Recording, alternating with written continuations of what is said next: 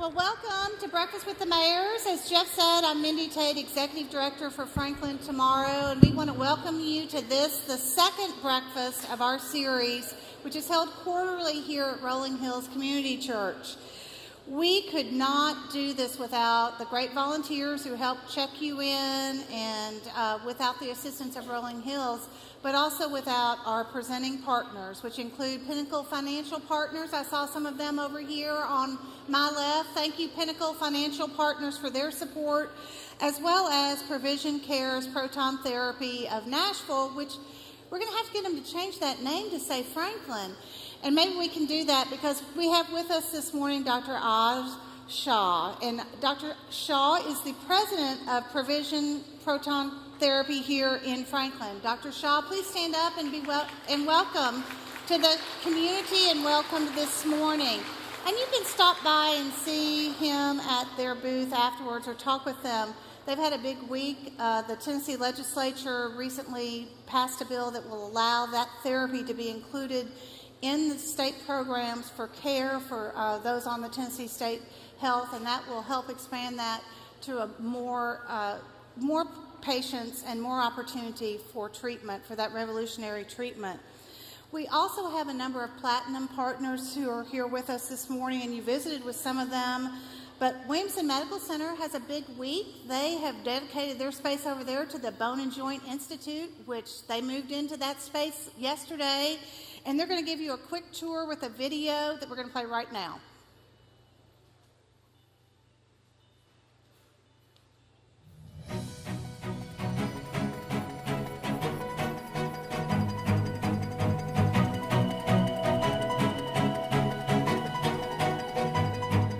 When we move into the Bone and Joint Institute, we'll be moving into 121,000 square foot of state-of-the-art medical office building. It will have over 64 exam rooms. It will have 6 ORs for our ambulatory surgery center. We'll have over 5,700 square foot of physical therapy and rehabilitative space. We'll also have CAT scan in the building as well.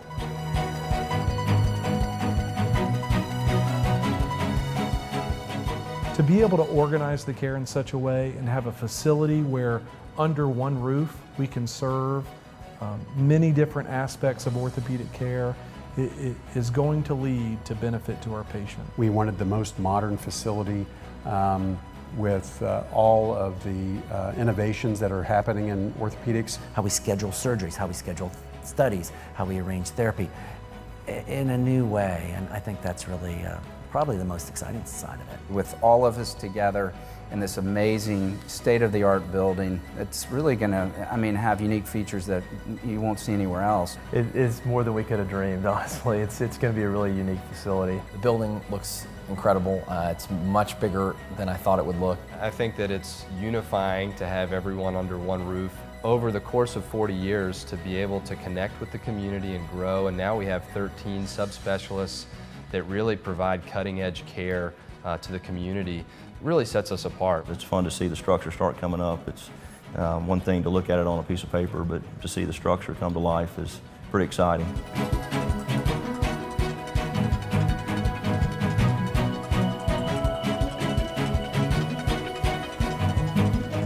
I think that for a lot of years as a clinic, we were putting up a lot of walls between our patients, between our employees, but we needed to have a bigger table with more seats at the table rather than putting up walls. And to me, that's what that building demonstrates, all coming together.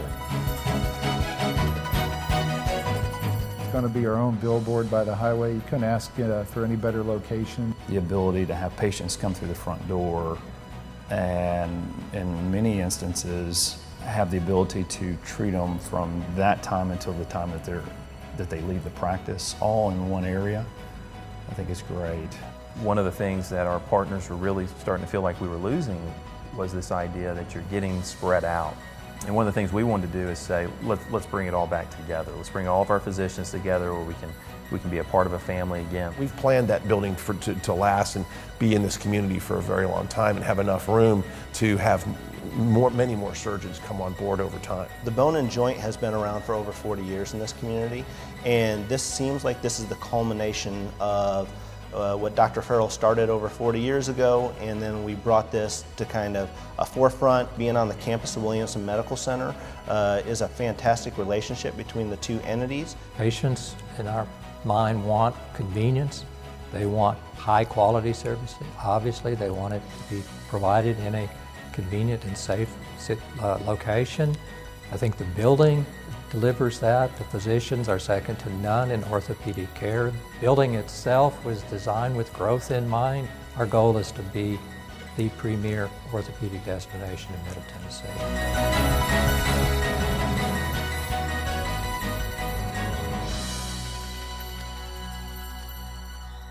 Thank you. Bone and Joint Institute and Williamson Medical Center.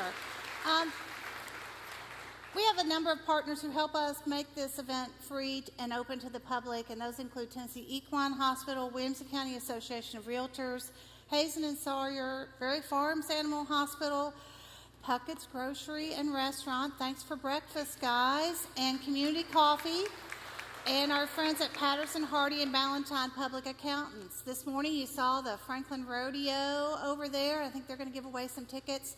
But I have the pleasure this morning of giving away a pair of pilgrimage tickets. Now, there are also free T-shirts. Those T-shirts Lauren, back there in the back with the pilgrimage, those T-shirts are free for the taking. So if you take one or two, then Lauren doesn't have to tote them home, and she's pretty happy about that. But we chose a random number from the over 389 RSVPs that we had, and that number and the name that goes with that number is Rebecca Zeitlin. You're the winner of a pair of pilgrimage tickets. We'll get with Lauren and get those to you, but congratulations on that. So we have a full agenda, so we'll get started today. I'll invite Williamson County Mayor Rogers Anderson to join me on stage, but first, we're missing Franklin Mayor Ken Moore. He is out of town, but he has sent a video message. Good morning, everybody. As you can tell, I'm not at Breakfast with the Mayors. I'm actually doing this a few days beforehand because I'm out of town. But I wanted to kind of give you some updates about what's happening in the city as you expect from me normally. And the first thing I'd like to bring up is the Southern Corridor Study, which is an important study looking at 3 different corridors from Davidson to Murray County for future transportation options. And what we're looking at are 31, the CSX rail line, and also I-65 and what those potential future transportation options are. And why this is important right now is because we're now in the public comment phase. And there's going to be a number of meetings occurring where you can drop in, make your comments, see what's happening, understand some of the details and data that are already available. The first opportunity to make a comment on the Southern Corridor Study is on Tuesday, April the 30th from 5:30 to 8 p.m. at the Williamson County Library. These are walk-in sessions. Spend as little time or as much time as you want to and make your comments on this important study. There will be other opportunities within the community, and if you know someone that or a group that wants to have this opportunity, we're glad to work with you to develop that. The second thing is we're talking about transportation, and I wanted to highlight the fact that a few years ago we added some additional money to the Franklin Transit Authority, and we're starting to see the results of that. We're now seeing that the ridership up this year is up 7.5%, and about 55% of those trips happen to be to work. Mac Hatcher Northwest Loop is under construction. I invite you to drive out Hillsborough Road or 96 West and some of the side roads there, and you can see a lot of activity as they prepare for building Mac Hatcher Parkway. State of the City this year is going to be at a different venue. It's going to be where you are right now at the Rolling Hills Church, and we're glad that the Rolling Hills Church has allowed us to use their space for State of the City, which is on May the 15th.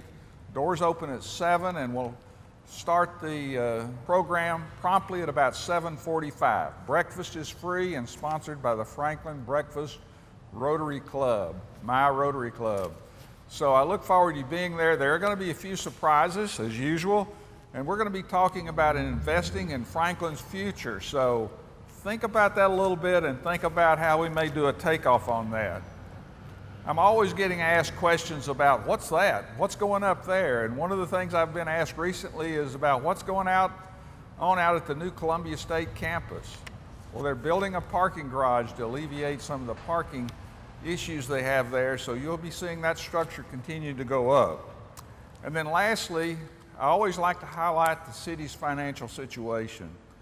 We're getting ready to issue bonds for projects that we're going to be doing in the future. About $60 million, about half of that is going to refund bonds that we already have and get a better interest rate, but the other half will be going for some capital projects. But through this process, we always have to go to the rating agencies, Standard & Poor's and Moody's, and we've got AAA rated credit ratings from both groups. So lastly, I know that there's always been a lot of confusion about who Mayor Anderson is and who Mayor Moore is and telling the difference between us. And I recently had an issue with this happening because somebody left something at my office thinking that I was Mayor somebody, I'm not sure who. So Mayor Anderson, they left this for you. So good luck on your conversation today. I'm sorry I'm missing, but have fun, and Mayor Anderson, break a leg. He always has something to say, doesn't he, Rogers? Yeah, he always tries to get the first and the last word in. Well, we'll give you the last word today, and we'll let him know that you got the last word. Well, I do want to highlight, thank you, Mindy. I do want to highlight the event that a kid was talking about tonight and tomorrow night at the Williamson County Public Library. This is your chance to have your input and say in regards to some of the traffic issues that we are facing here in our county. This is a $1 million study that has been in about the works for the last 3 to 5 years, issued and overseen by the Greater Nashville Regional Council, of which Ken and I both are a member of. So I do encourage you to stop by and get some input on this particular Southern Quarter study. We have a very full morning, and I had the opportunity over the weekend to look at the report that the realtors and Middle Tennessee State University have put together. I think you will be very intrigued by some of the numbers and the comments. I'm sure they're not going to dig too deep into it. It's too long of a pamphlet or a booklet, but it was very enlightening to me to see some of those numbers. A little bit about what is going on in the county. If you didn't know, we're still in the school business, and we are purchasing land for, trying to purchase land for a school somewhere out in the Arrington, the Triune area, another one down in the Spring Hill area. We need, both of those are elementary or K-8 schools. We're currently under construction with a school on Goosey Hill Road. Goosey Hill is the road that's just right off of Arno. That'll help feed more to the Page area and that community out there. There's remodeling and construction going on several of the different schools. Just a couple of weeks ago, we opened the STEMS building over in Brentwood. That is in between the Brentwood High School and the Brentwood Middle School. So there is a new building there dealing with the science and the biological sciences that our children deal with each and every day. Other than that, in the county, we've got our master plan going on with the Highway Department and Collier Engineering, looking at the 4 main arteries that we're having the biggest congestion on. One is Arno Road. The other one is Linwood Way. The other one is Sneed Road. And I forgot the other one. Matt, where does your wife teach school? Where's Matt? Clovercroft? Yeah, Clovercroft. Clovercroft's the other road. So that goes in and out everywhere. I had to stop and think. Those are the roads that we are addressing over the next 5 to 10 years. Many of those roads will have intersection improvements, and on Arno, actually, we are purchasing some right-of-ways to widen out that road. The final thing, Mindy, that I want to touch on, and it's well into a year, We're about 6 months away from getting a study on our what we call the JJJ, the juvenile and the justice and the jails that we have. I see Dusty is out in the audience. Sheriff. The sheriff. The sheriff. Dusty. Yes. Dusty and the sheriff, they're all the same. So, the first phase of that will be our juvenile court system, how we deal with our juveniles, that we continue to have people moving into our community.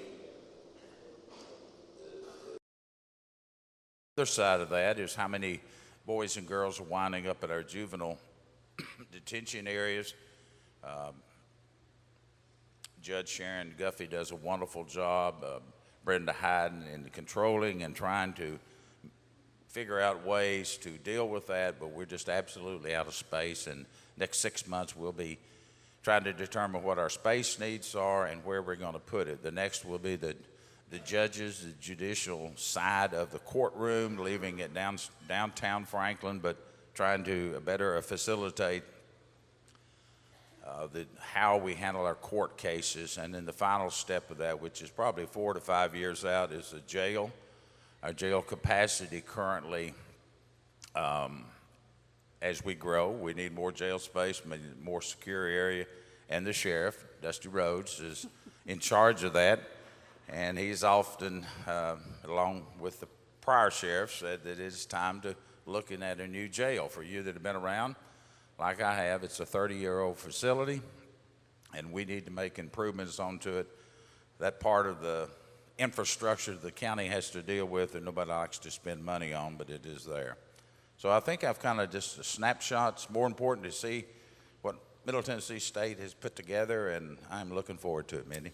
Great. Rogers is going to join us on stage. Let's thank him this morning. I'm sitting over there. And as we do this, we're going to have a video, but while we are playing that, we're going to have the Williams County Association Realtors Board President Kyle Schultz, WCAR Government Affairs Director Bo Patton, Williamson Inc. CEO Matt Largent, and Franklin Tomorrow Board Chair Alina Bell will come on stage. But in the interim, let's watch a video that explains ways in which realtors are involved in supporting and building communities across our country. That R stands for Realtor. What makes us different? It's our code. A code that encourages us to be community advocates and fight for safer neighborhoods. A code that inspires us to stand up for our veterans so they have a home they deserve. A code that built a relief foundation for families affected by natural disasters. A code that puts ethics at the core of every business decision, large or small.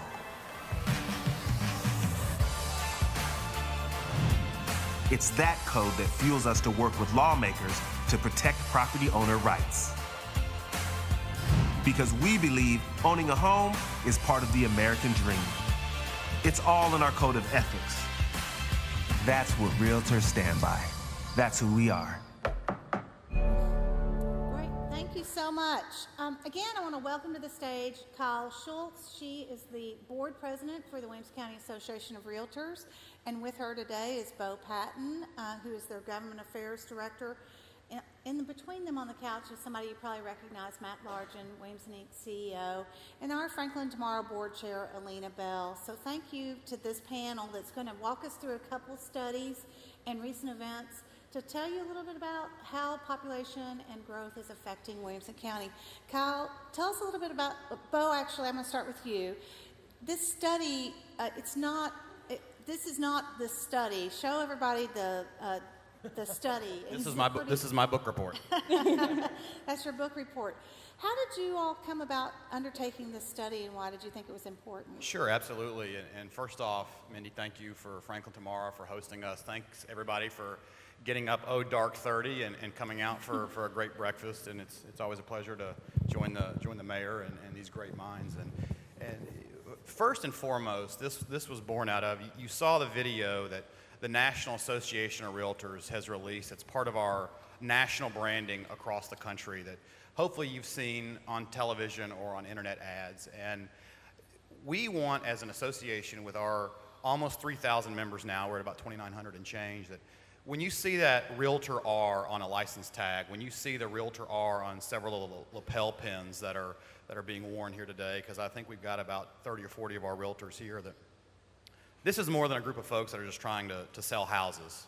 This is a group of professionals that we want to be a resource to our community, a resource to our elected officials, a resource to folks like the Chamber of Commerce, that we're not just selling houses. I mean, we are fighting for private property rights. We are trying to preserve the American dream of home ownership. And we can also, utilizing resources from our National Association of Realtors, can put together studies like this. And the timing for us on this is just fantastic. Last year, we reached out to Middle Tennessee State University, the Jones College of Business, we wanted to see the relationship between population growth and economic dynamics, and what growth has fiscally and physically done to our county. And the study is just chock full of amazing information that we plan to roll out over the next coming days and weeks, and we're excited to do it. And it took several months to complete by the university, but we got the study, and now we're going to hear more about, I think, On the Table later today, and with Outlook Williamson. It's our goal that we can work with our friends at the Chamber and Franklin Tamara and be part of that team to have these conversations that we're going to have about growth in our county. So I'm going to let Kyle highlight some of the data that was found in this study. We could go on all morning about what's in it, but I think she's going to pull away some of the key points on it. Kyle, thanks so much. Absolutely. And launch right in, because there is a lot of data, and we're going to share with you a great deal of it. But we'll talk more about how people can even get additional data if they want it afterwards. Absolutely. And thank you so much for having us. So we'll just go ahead and get started. We really dove into this study to look at Williamson County growth. And the first part of the study looks at Williamson County growth and how it compares not only to the state, but also to the other major counties within the state. So some of the interesting statistics for us, the first being over the last 15 years, Williamson County has seen a growth rate of 65%, which has significantly outpaced the state's growth at only 16%. Comparably, our school-age population has grown by 139% compared to the state's at 20%. Pretty crazy. I also loved the focus that they had on net migration. So in 1992, the county saw a net migration of 754 households per year. That increased to 2,028 households in 2016. That put Williamson County as the highest county in the state for net migration across the entire state of Tennessee. So not only are people moving here, but they're staying. They're staying because they like it. And they become attached. Absolutely. So we posed the question, what causes migration? The study answered that for us. They said there's two things that cause migration, and those are economic opportunities and local amenities. When those two things come together in a single location, growth will happen, which was pretty cool to see. And the study quoted, they told us that more than all other major counties in the state, Williamson County continues to attract more people who are looking for both economic opportunity and quality of life. So let's talk about revenues. All right. Since 1992, county revenues are up 430%, reaching $664 million in 2015. Total tax revenues are up 290% from 1992, collecting $320 million in total taxes. Interesting in this study, it's not on my slide here, but we saw that many counties saw a decline in per capita property tax revenue from 2010 to 2015. But Williamson County saw a 20% increase in the same time period for per capita property tax increase. And then total property tax increases have been 39% for total property taxes in the county. And that's an interesting point, because during much of the time of this study, there were not property tax increases in Williamson County or its cities. So that's probably reflects an increase in the value of those properties that was just incremental due to the amenities and, as you're saying, the desire for people to live here. Absolutely. Absolutely. One thing interesting in the study, the portion of intergovernmental revenues in the relation to total revenues actually did decrease from 1992 from 25% down to 19.6% in 2015. But overall, revenue growth has been significant within the county. So how does population growth and growth compare and revenue growth compare? I think this chart that you're looking at shows it well. It shows that revenue growth has far exceeded population growth from 1992 to 2015. Similarly, you can see that expenditures have grown at a comparable rate, and both have outpaced population. But these expenditures are what help create the county that people love. They're what bringing people here. To break down the former chart, in Williamson County, the total population grew by almost 140% from 1992 to 2015. Over this same period, county revenues increased 430%, and county expenditures increased 426%. Next, the research team did a fiscal impact study to look at the effects of these new households coming into our county. By adding 1,196 new households, the results suggested that these households would contribute $20 million in taxes and fees to state and local government, contribute $34 million to the federal government, and cost the county $10.6 million on average. So our study concluded that on balance, Williamson County growth is paying for itself. What's interesting that Dr. Arick pointed out to us when he met with us was that may not be the same for all counties, even some within our study, that was not the case. But through responsible leadership and sustainable growth, Williamson County has reinvested those resources back into its community, its people, and its way of life. So let's take a look at kind of what that means for Williamson County. What are some of the benefits from growth? That was the next thing we wanted to see, what the benefits are of growth. Overwhelmingly, giving back to our schools is one of the things that makes us so great. A few of the impressive numbers from our study are here on this slide. Williamson County's population of over 25 holding a bachelor's degree or higher has climbed to 57%. The next closest county was Davidson County at 38. Pretty crazy. And I think what was really interesting in the study is that they pointed out that Williamson County and all other large counties in the state, they all started near the same spot. So in 1970, most of the large counties had a 9.8% of their population with a bachelor's degree or higher. So we have grown exponentially. I thought that was very interesting because we came from a level playing field against other large counties, or counties larger than us actually at that time. Absolutely. With a perhaps more developed system, and we have surpassed them in a significant manner. Absolutely. So next on our list here, the college readiness score for Williamson County students suggests that close to half of our high school graduating students are college ready. Out of the 11 counties, the 11 large counties studied within this study, only one other scored above 20%, and that was Knox County at 24%. With an ACT score of 25.2 in 2015, that ranked Williamson County at the top of the state. I know we continue to be at the top of the state this past year. The next two highest counties were Weakley County with a 21.3 and Knox County with a 21.1. So in 2015, the county's per capita educational expenditures reached $1,537. This ranked us highest among the largest Tennessee counties within the study for per capita expenditures. Almost half of the total county expenditures go towards educational expenditures at 47%. So these stats show us that the county is committed to providing the highest opportunities for our children here in Williamson County. And I think that doesn't go unnoticed. I know Matt will speak about this later, but it doesn't go unnoticed by the many jobs that are relocating, both jobs and headquarters here to Williamson County. We are truly developing a talented up-and-coming workforce.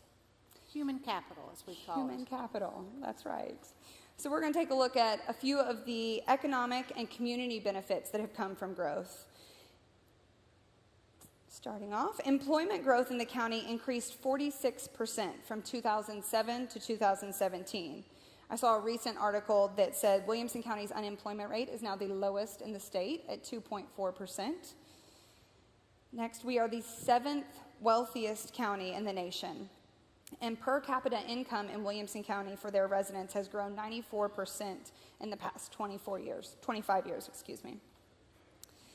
And our county has had great foresight with their expenditures. They've established and maintained the quality of life within our community, and they've done that by many of the things you've discussed, the improvement of roads, intersections, adding of greenways, parks. Just that quality of life piece was really emphasized within our study, that Williamson County has had a lot of foresight with what they've been able to do within the county. The next one is, over the last few years, Williamson County has invested in their human capital and created one of the best educational systems in the state. This, in turn, has created a virtuous cycle of also bringing high-paying employment opportunities and great businesses to our county.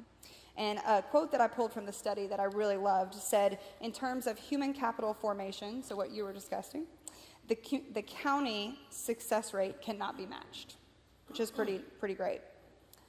So Williamson County homeownership rate is roughly 17 percentage points higher than that of the state. As realtors, we continue to preach the importance of homeownership. We know that the net worth of a homeowner is about 44% greater than the net worth, of a renter. So it's super important. So on the whole, Williamson County has seen a lot of benefits, a lot of good things come from their growth. So after this, we had the research team kind of dive in and do some forecasting, look at projections for what's to come. Are we going to continue to grow? And I'll say that the future looks good. They projected growth rate for Williamson County for 2017 to 2027 to be 39.4%.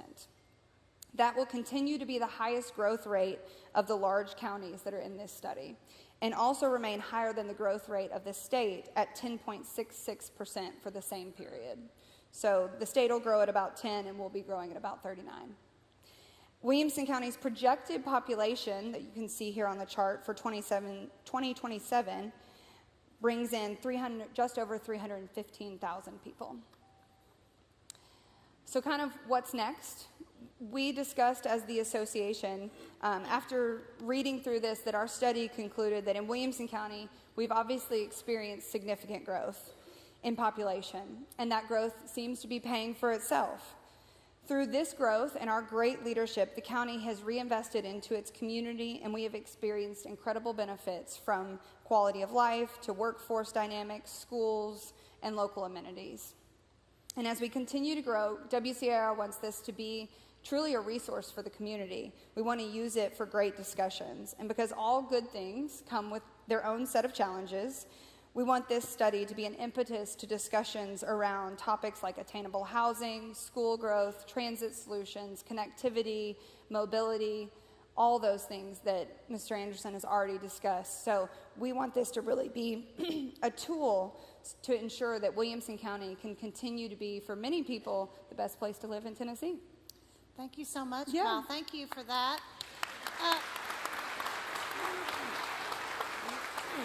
So, Bo, that's a big book to hand out to anybody, and studies often end up, though, on somebody's shelf. It doesn't sound like that's what you all intend to do with that report. That is not our intent, no. And first and foremost, I think it's great for us as a community.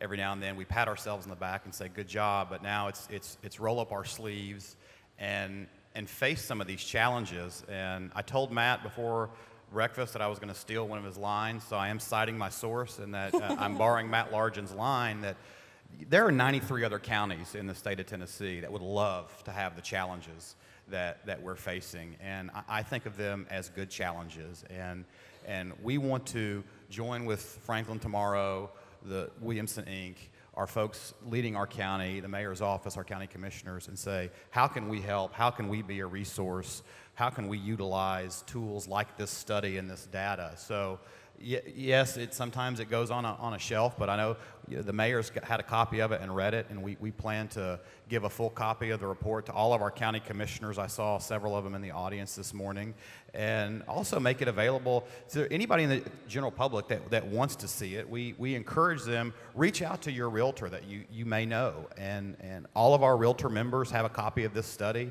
as of yesterday, and engage one of our realtors, because again, we don't want you to see our members as just somebody trying to sell you a house, but somebody that's got information like this. So over the coming days, you'll be seeing it come out, and again, we're here to help.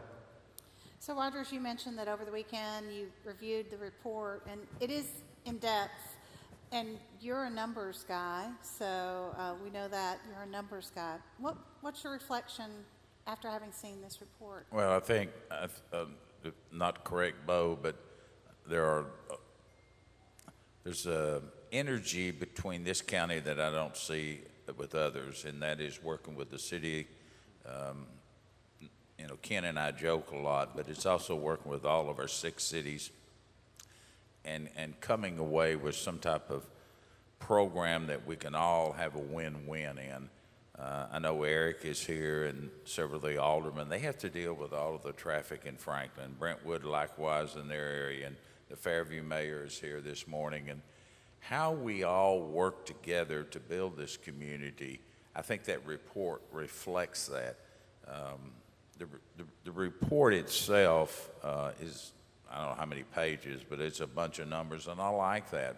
But one of the things that as we go down the road for the next 10 to 25 years, how do we deal with this new number? They're saying the student population number will continue to grow, but the second fastest growing population is the 65 and older. That's right. That are moving here to be with our children and be with our grandchildren. And how do we deal with them and the services which are entirely different from the 18 and under? It's a dependent population. It's often a dependent population as well. And I saw a study this week that when we talk about attainable housing, we talk about housing for the future.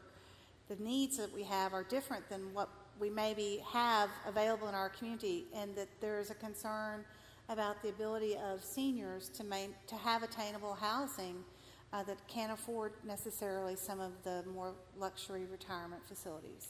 So it's not just, you're correct, but it's not just the housing. I think I can say this without reservation. You move into this community, and I don't just mean Franklin. I mean, you move into Williamson County, you know what it's going to cost you to move here. Now, once you get here, the groceries and the food and the things are pretty much in line with everything else, but it's that initial down payment of that house, or how we look at housing. You look at our health care. We're in the middle of healthcare capital of the world with the HCAs and the CHSs and all the other companies, and now you've got Proton Therapy, one of your main sponsors here, that have moved to town, and they're navigating those streams of how to get that kind of treatment built into your health insurance cost. But you just look at all of the things that seniors are going to require, that 18 and old. I mean, we won't be building a lot of soccer fields, but we may be building more pickleball courts for our seniors. Thank you so much. The thing is, the net migration and the fact that people move here and they stay, we want to thank WCAR for presenting here today, but also for being a partner with us along with Williamson Inc. and others in presenting On the Table last year, the new initiative. But something that strikes me from the report, and something Kyle mentioned, was that, a quote, "More than all other counties, Williamson County continues to attract people who are looking for both economic opportunities and quality of life." So I'm going to ask Alina Bell to walk us through. We have been working on a final report from our On the Table initiative, which happened in October of last year. And Alina, will you walk us through, and I'll do your slides for you, a little bit from our On the Table report. Thank you, Alina. Thank you, Mindy. Can you hear me? Okay. Swap mics. On the Table was an event created by the Chicago Community Trust and Cheryl Hughes.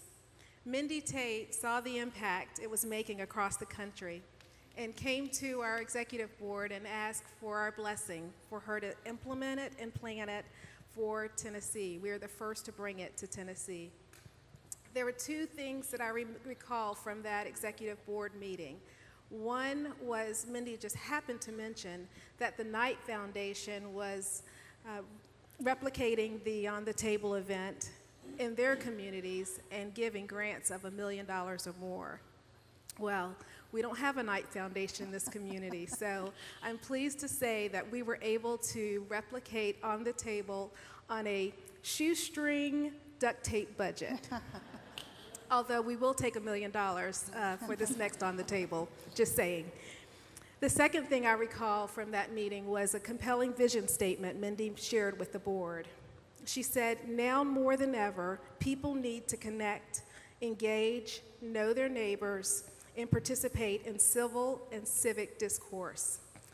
We know that big ideas can spring from small conversations and that people invest in what they help create. So we hosted On the Table starting here in October of last year, October 30th, 2018, and throughout that entire week. It was an incredible event, an opportunity for people to gather in small groups, share a meal, have real conversation about what's important to Franklin. We invited small business owners, church groups, thought leaders, neighborhood associations, nonprofits, any type of social club.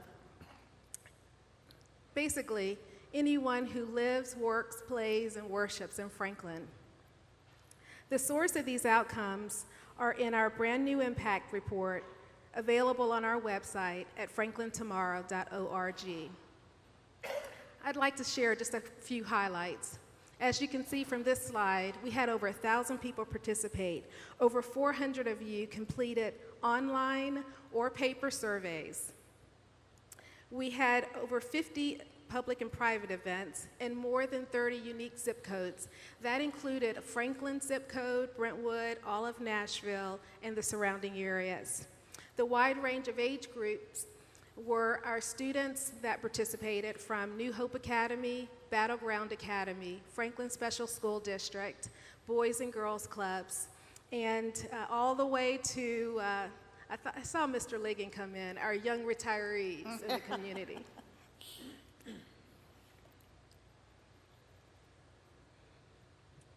I love the optimism that you reflected in the survey. You said, 66% of you said that you believe that we can make a big, moderate to big impact on making Franklin a better place to live. And we quoted this from someone who shared, it is my community and it is a great place to live. I want to move the community forward so that it remains a great place to live.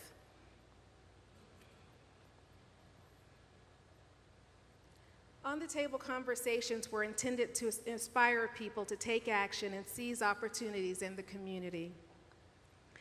96% of you feel attached to Franklin, but 24% of you don't know how to get involved.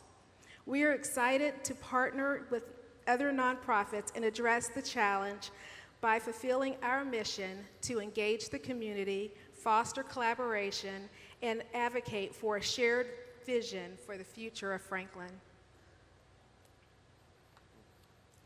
We love Wordles, okay? We love word clouds. I thought this was real interesting because this was unique in seeing what drives our attachment. And as you can see, community, home, volunteer is on there. It was just wonderful to see that people have common views on what's driving their attachment. We are all busy people, but we still have time, talent, and treasure to contribute. Based on the survey responses, participants offered their time, talent, and treasure across a variety of areas. 33 to 38% of all ages reported that they contribute to education. And as a school board member, I can attest that that's one of the reasons why our educational outcomes are greatly enhanced for our schools. A third of the participants also indicated that they are very involved in housing, as demonstrated by the outpouring of support for the initiative to help homelessness in Williamson County. These responses also indicate that Franklin is family-friendly and welcoming to people of all age groups. All age groups indicated the same next steps for action. They want to learn more about an issue or solution, get more involved in the community, and build relationships and collaborate. 27% of you had not heard of Franklin Tomorrow before the survey, and I thought that was interesting that people came, and our board was real intrigued by this. You came even not knowing who was hosting this actual event. But now you know that it's a great way to learn, get more involved, and meet people to collaborate with. This was also another interesting statistic. 48% of you reported that you met someone you didn't know, and we hope to continue to introduce people and build connections through our activities. As we looked at the overall responses to the survey, there were 3 central themes: connect, learn, and engage. Our next steps are to help keep the conversation going, both big and small. We encourage you, even challenge you, to be more proactive in having these continued conversations on your own. At the same time, we're glad you're here, and we look forward to you continuing to connect with us through events that we have, like Frank Talks. And just to put a plug in for Frank Talks, it's the second Monday of every month. Other things that we're doing, we're collaborating with Kalinda Fisher and the Great Reset. If you'd like to know more information about these kitchen table conversations, visit our website at franklintomorrow.org. And I'd like to be the first to share with you that we will be hosting On the Table this November, and more details to follow, so stay tuned. 71% of you left with a better understanding of how to get more involved in addressing the challenges facing our community. Many respondents said that they want to learn more about the topics discussed during On the Table, and we have implemented those topics now in our existing programming. Another new thing that we're going to do this year is we are creating a civic book club, and the first book we will discuss is Blue Zones by Dan Buechner. Has anybody read that? Okay, I see some hands. You will. We're going to have copies of it available at our Frank Talks on May 13th. Yes. And we will be having both in-person and online discussions. And we encourage you to learn more about Blue Zones by visiting the website bluezones.com. Part of our mission was also to engage. Our nonprofit community is very strong and always looking forward to connecting with people with things that they are passionate about. To this end, we have placed on our website, cleverly named Get Engaged, to help find opportunities to plug in. We have partnered with both Hands On Nashville and United Way to include volunteer opportunities in Williamson County. Also on the website, there is a list of 10 ways for you to be more involved in the community. We would love for you to share that with your friends and family. This was something that is driving our next steps, and we were really pleased to get your opinion on what's missing in Franklin. I think it's interesting when you look at this, how it relates to the priorities and objectives that we're seeing through the Realtor study as well. Yes. And finally, I just want to continue to remind you that our mission for Franklin Tomorrow is to engage the community, foster collaboration, and advocate for a shared vision for the future of Franklin. And we look forward to your continued partnership in that end. Thank you so much, Alina. If you pre-registered for this event or signed up this morning when you got here, you'll receive an email later today with a link to the full On the Table report, which is almost 50 pages in length. Thanks to Stacy Davis on our staff and our other co-chairs, Patrick Baggett, Mary Lee Bennett, and Jim Roberts for their hard work on this initiative, but also to everyone who participated, either as a host or a participant. It is important that we continue conversation in our community about important topics and continue to make and meet each other at the table. And we look forward to this being done again in November. So thank you so much, and you'll get that email later today. Thank you, Alina. Finally, Matt, it's up to you to bring it all home. Last week, you had Outlook Williamson with a record-setting attendance, I think, and you used stories to help tell what's happening here in Williamson County, more so as much as data, but you have some data points for us this morning and can share with people about Outlook Williamson. Yeah, thanks, Mindy. Thanks for having me. And I want to start, too, by thanking WCAR for putting this study together. I mean, I think you all are doing a great service to our elected officials by providing information that allows them to make informed decisions. And I think that's where we are as a community. And I'm really thrilled that you all took the time and effort to put this study together. So it's great. So I'm just going to spend a few minutes on some charts and graphs that, not everything that we had in Outlook, but a few things to touch on some surprising points, some not so surprising points, and then really how all these things connect, from the on-the-table conversations to what comes out of the growth study to some of the things we learned from the surveys from our members and from just digging into the data as well. So let's go ahead and jump in. This shouldn't come as any surprise to anybody in this room, but we asked a very simple question. How would you rate the Williamson County economy today? I mean, look at the numbers. I don't think there's another community in America that can say the same thing.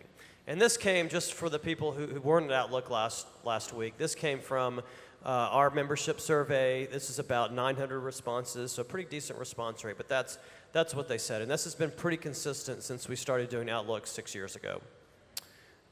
This was already mentioned. I think this is a really important point. Kyle brought this up in her in the study, but we know that we have a high percentage of people with a bachelor's degree, but we're actually ranked 8th in the country, which is incredible when you consider there are 3,142 counties in America. We're number 8 for the percentage of population with bachelor's degree, and in the top 25 for that percentage with a graduate or professional degree.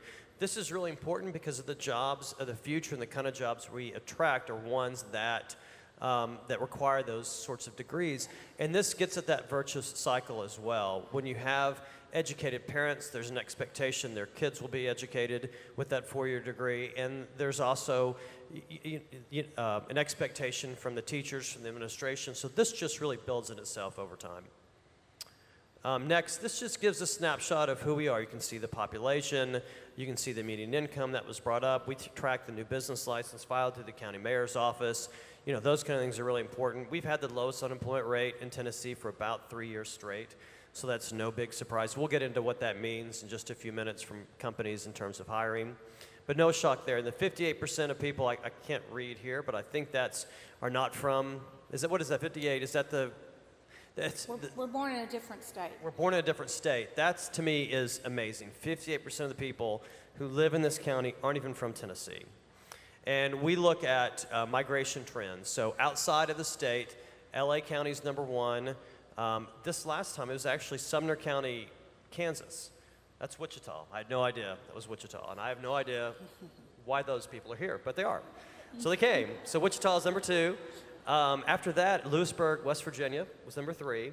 I don't know, Greenbrier County. So it's really interesting to see people in large groups coming and forming small West Virginia and Kansas colonies in Williamson County, I guess. I don't really know. But that kind of surprised me. Anyway. All right, is anybody here from West Virginia? Raise your hand. Raise it proud. Yay. There you go. That's from my mom's side's from West Virginia. Anybody here from Kansas? Oh, Kansas, okay. All right, on the front row. Okay, there you go. All right, so regional job growth, I mean, again, this is not a big surprise, but I think what's interesting about this slide in particular is that it shows nearly every county in Tennessee is double digits. So we know that Middle Tennessee leads the state's economy. We also know that Williamson County leads Middle Tennessee's economy's growth, and that's a good thing for the future for us. So then we ask the question, what's the biggest issue now to your business profitability? And that is really not a big surprise. It's finding talent with the right skills. And that's really because of the labor pressure of a low unemployment rate. And you can see traffic congestion, cost of living, we go down through there. So then we ask the question, okay, what are you doing about it? What are you doing around having these sorts of incentives to retain and attract talent? And we asked this specifically around transportation, but we added another category, which is the increased salary or benefits. That's great because it puts more money back in the Williamson County economy. But we've been promoting flex scheduling, remote working, carpooling, vanpooling, and we're not the only ones. There are other groups in towns that are doing this. Hitch is a great partner for us. That's a carpooling app. If you don't have it, haven't used it, I encourage you to. And you can see some of the impact they've made in Williamson County specifically. The TMA group, we've talked about that as well. Mayor Moore mentioned some of the investment in Franklin Transit, so we're starting to see an increase in that. But I do encourage you and your companies, if you're not involved in these and are looking for some creative ways that helps impact traffic and is a benefit to your employees, take a look at these two options. And look, we know that it's important we do these sorts of things about remote working, flex scheduling, but when it comes down to a regional transportation plan, it's going to take resources. So this is the third year we've asked the question, would you support a tax increase for it?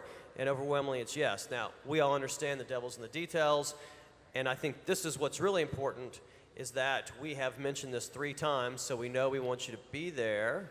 There we go. So Southern Corridor Study community meetings. Mayor Moore mentioned it, Rogers mentioned it. It's tonight at the Public Library. It's Thursday on May 2nd in Brentwood. It is a drop-in, but this is the chance for you to have a say. And I think what's important about On the Table, what's important about this, is that everybody's opinion, everybody's thoughts about this are what the group that's putting this together is trying to collect. So we take that and we move forward with what makes sense for our community, but I strongly encourage you to express your opinion either tonight or May 2nd for this really important issue that's going to define how we move forward as a region in the future. One of the other challenges that we've seen with On the Table is around attainable housing. So we asked the question, would you like to see more attainable housing? The answer was yes on the survey. This is where it gets really interesting. How do you define attainable housing? And you can see, here are the answers, right? So you look at 150 to 250, 250 to 350, and then up.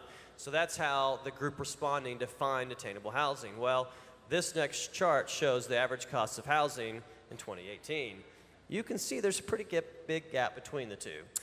So how we address this it's what's really important. The city of Franklin's doing some great work around the Hill property already, having some conversations too about what does it look like for market-driven, incentive-based solutions for developers to include attainable housing in their developments. Great conversations moving forward, but this is the challenge. And Kyle, I'd love you to jump in too. We've been having these conversations about this.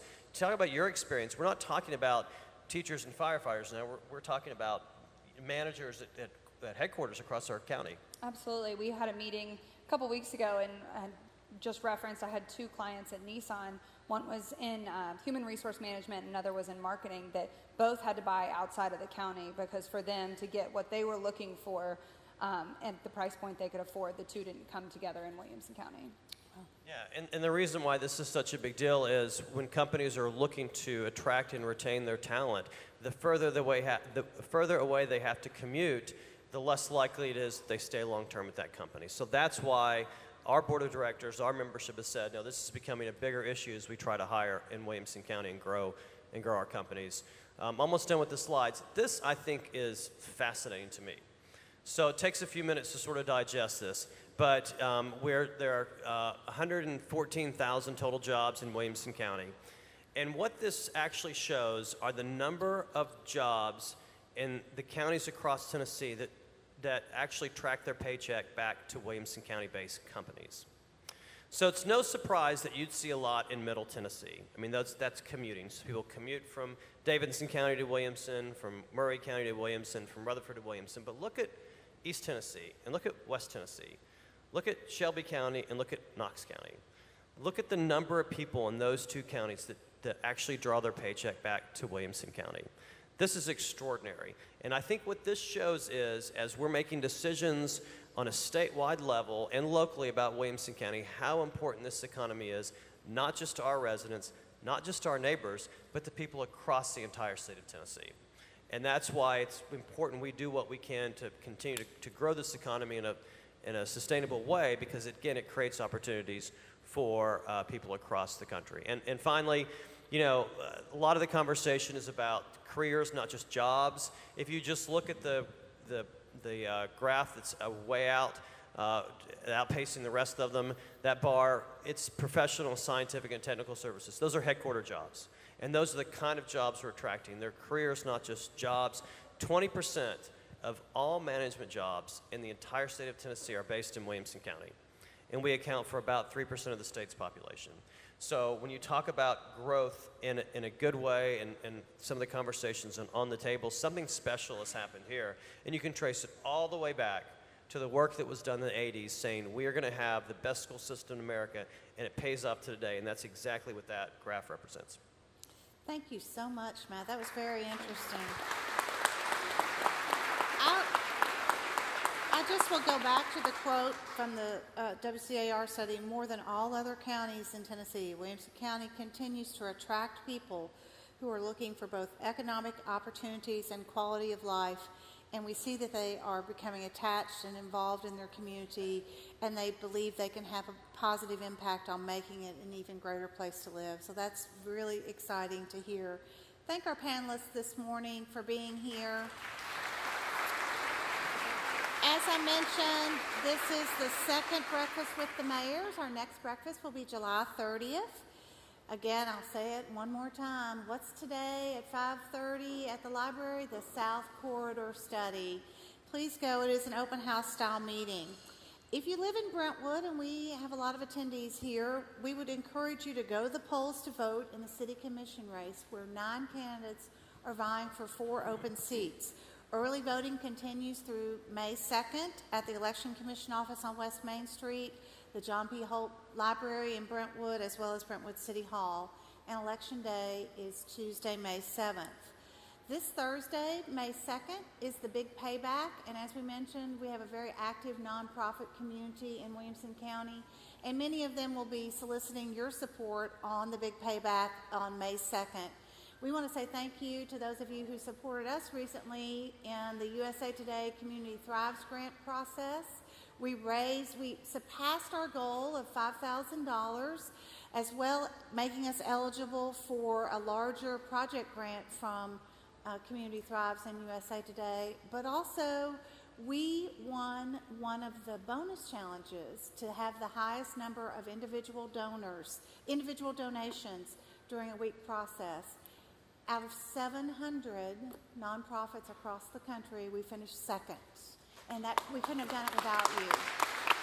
And particularly Curry Andrews, thank you very much, and others for your support. Curry helped us in the end really push through, and we are so appreciative of that.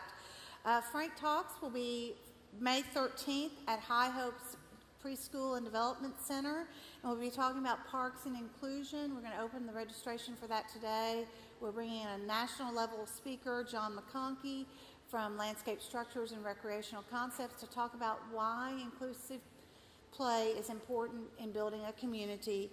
And then we also want to remind you that Leadership Franklin applications are due the end of this week, and Leadership Brentwood is, I think, due this week as well. And if you haven't picked up one of those pilgrimage t-shirts, they're back there and they're free. And trust me, they're not free on the grounds at Pilgrimage. I have quite a collection, but go back and see Lauren. And we'll see you back here hopefully in a couple weeks for the Mayor's State of the City, but also July 30th for Breakfast with the Mayors. Thank you so much. Thank you. Yay!